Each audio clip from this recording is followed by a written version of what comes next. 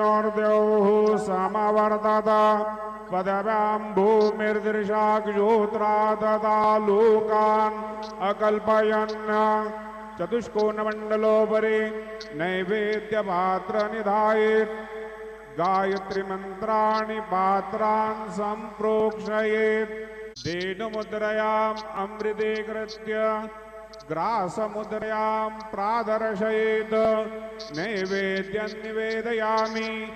ओम प्राणाय स्वाहा, ओम अपानाय स्वाहा, ओम व्यानाय स्वाहा, ओम उदानाय स्वाहा, ओम समानाय स्वाहा, ओम ब्रह्मणे नमः।